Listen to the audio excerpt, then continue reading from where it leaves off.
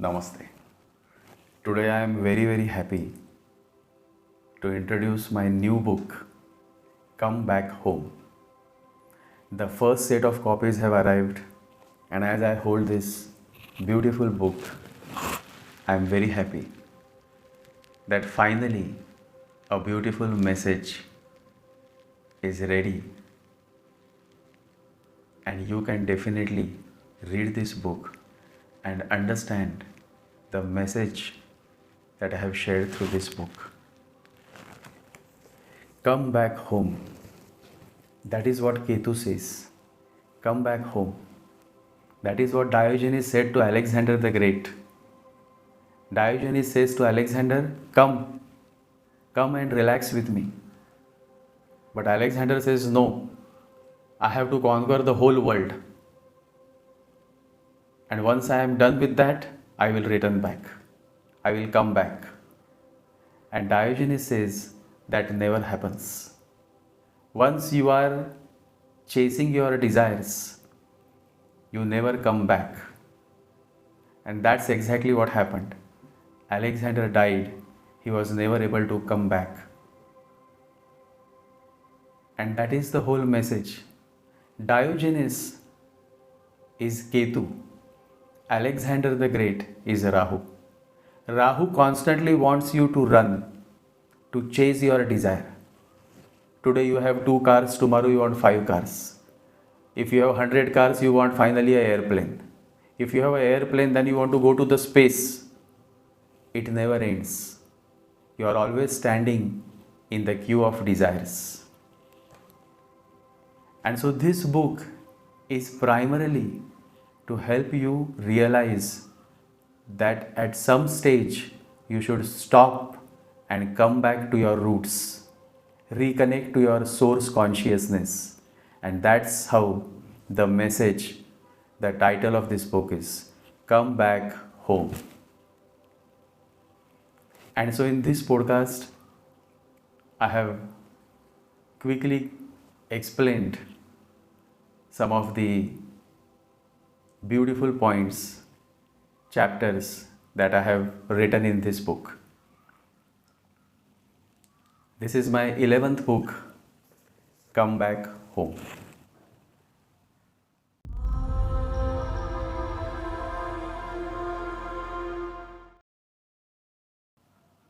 And I know many of you have read my previously published books, and I have also received your beautiful emails and messages, and that has always inspired me to write more and to share such beautiful messages, insights through books. In this book, there are many beautiful spiritual quotes that inspire you, help you realize that what is the purpose of life. And in the last section of the book, I have shared 7 life-changing mantras. Many of you ask me which mantra I should chant. You will find the answer in this book. Because along with these 7 life-changing mantras, I have also explained how to chant and the whole process so that you get a better clarity and more better results through consistent chanting. Always remember, the whole solution is not on the outside, but within us. Rahu moves you towards the outward, and Ketu inspires you, motivates you inwards. And so no matter whether you are having a Chandra Rahu, Moon Rahu conjunction, or if Rahu is more powerful in your chart, it is perfectly fine. Because that is how the whole process is. Rahu will definitely take you through many illusions. The more and more you start enjoying pleasures of life, the more and more you move away from God. And the more you move away from God, the more you tend to suffer. And then this suffering eventually brings you back to the abode of Ketu, to your root consciousness. So whatever happens, it is a process. Nobody is inferior and nobody is superior. Every person is unique. And the book is simply to help you realize that it is time for you to think, to introspect, and to start your journey towards your root, your source consciousness, to realize yourself. And that is possible only when you stop running and when you do nothing. Do more is what Rahu says. Do nothing is what Ketu says. And it is only when you do nothing that you will be able to come back home.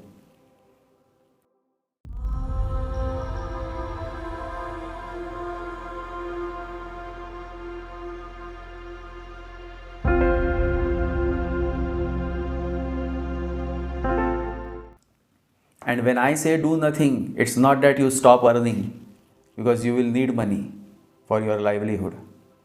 What I mean to say is that your hands can do the work, but who is stopping you from turning inwards? Who is stopping you from doing meditation? Who is stopping you from doing daily chanting? All of this is possible. It's just that you are not doing it. If you start doing it, you will be able to come back home. And once you come back home, once you are rooted within yourself, then no disturbance outside can ever disturb you. Then you can move in the marketplace. There will be a lot of crowd, but nothing will disturb you. You have to make efforts to come to that stage. And every long journey begins with a small step. And this book is just one small step.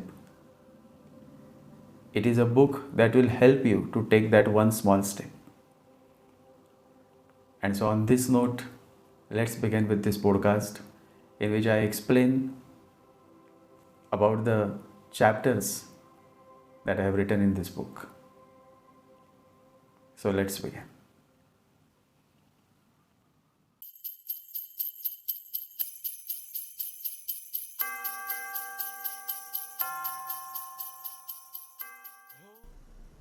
You don't understand why a certain person is causing trouble and misery in your life.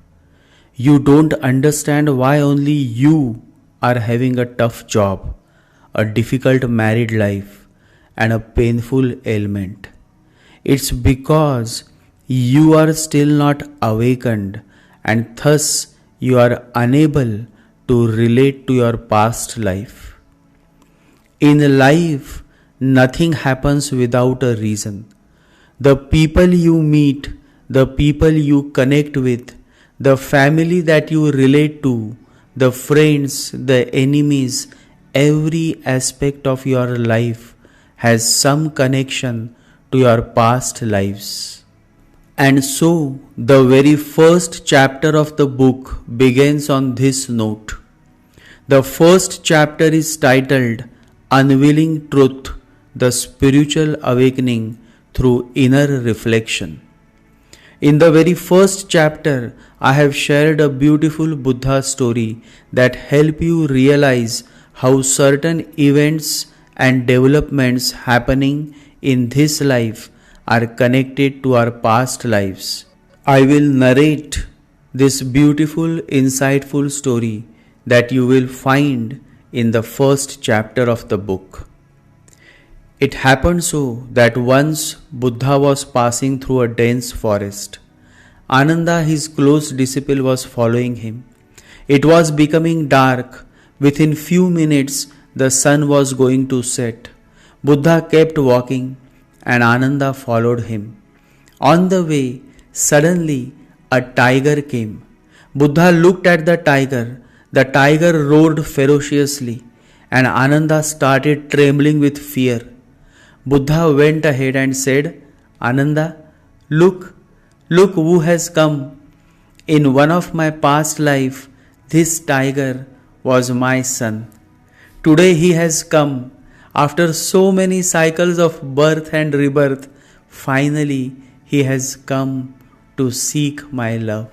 Ananda said, but he is looking angrily at you. Buddha smiled and said, when someone loves you and you don't meet him or her for a few days or months, what happens? He becomes angry. And look at my boy, I am meeting him after so many cycles of birth and rebirth. He is expressing his love through his anger. Don't fear, just stay behind me. And then Buddha stepped ahead, and to Ananda's surprise, the tiger came running towards Buddha. And then he put his head on Buddha's feet and started playing like a child. Buddha looked at the tiger and said, look at him, he is still my loving boy. Come. And Buddha took the tiger in his arms. He hugged the tiger and the tiger roared again.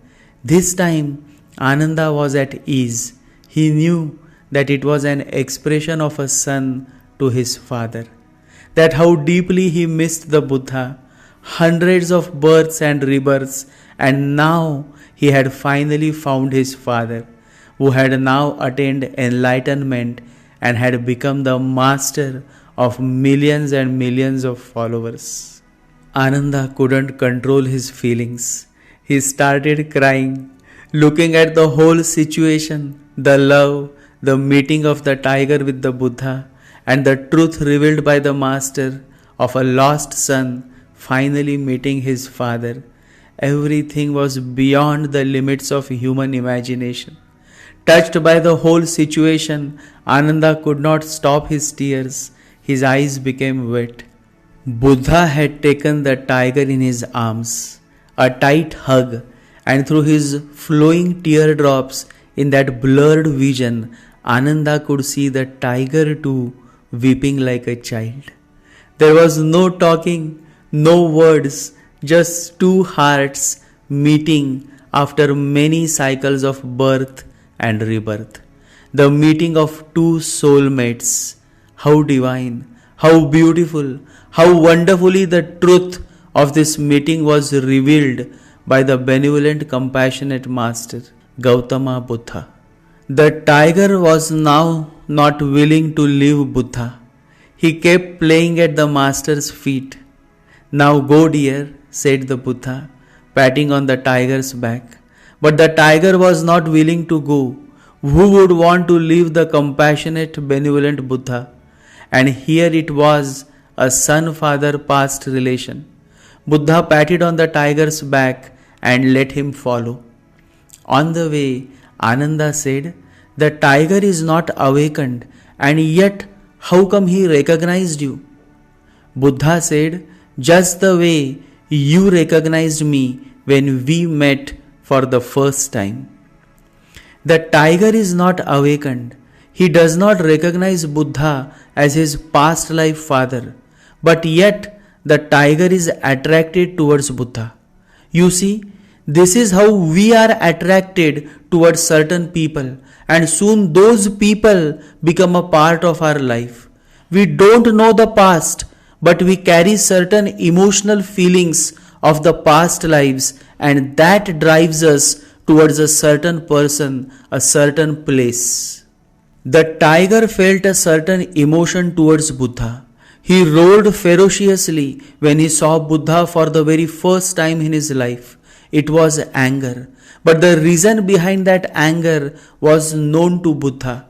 Because though the tiger was not awakened, Buddha was an enlightened master, and with his divine power, he could quickly recognize that the tiger was his past life son.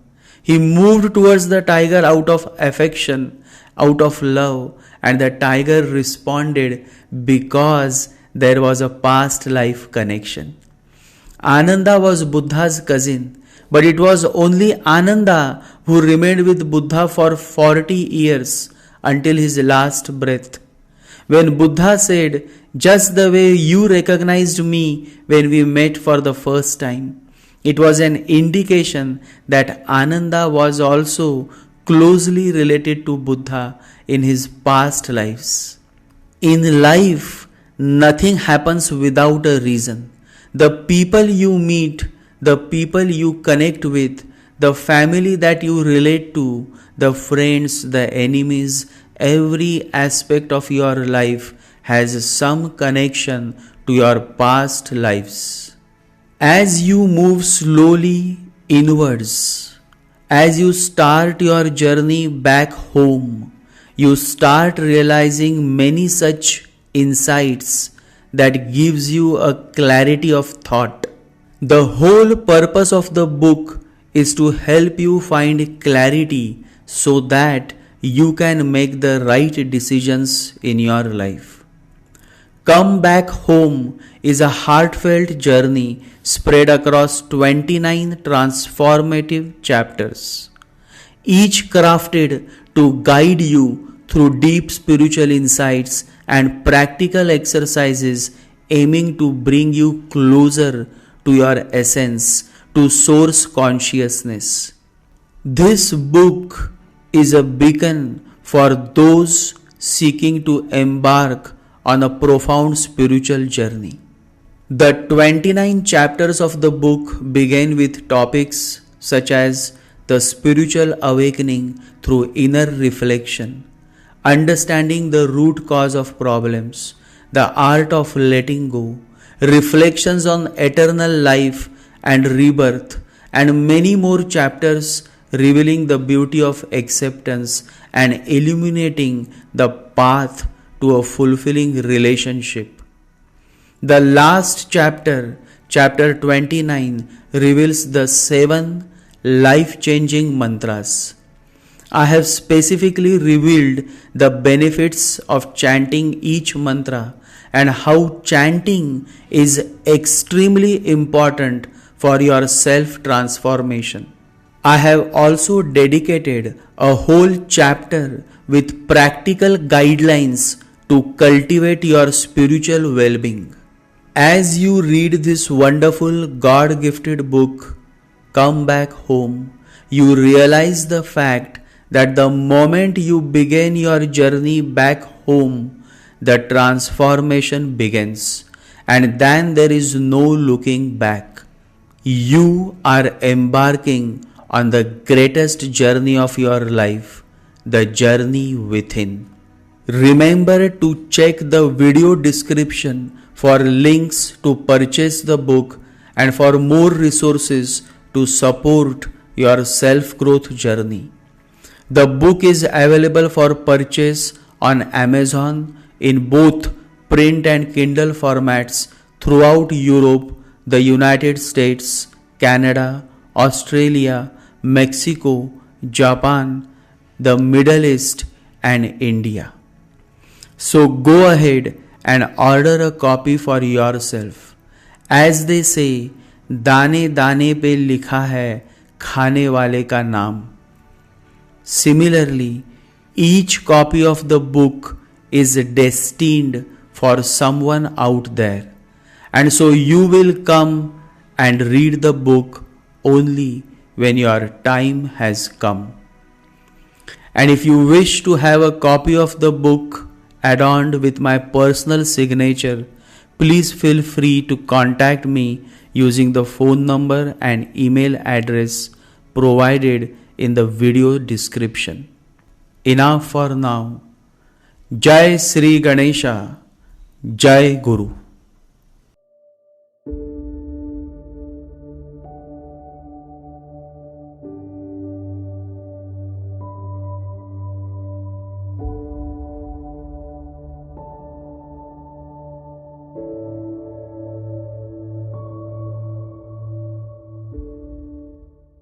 Om Gam Ganapataye Namaha. Om Gam Ganapataye Namaha. Om Gam Ganapataye Namaha.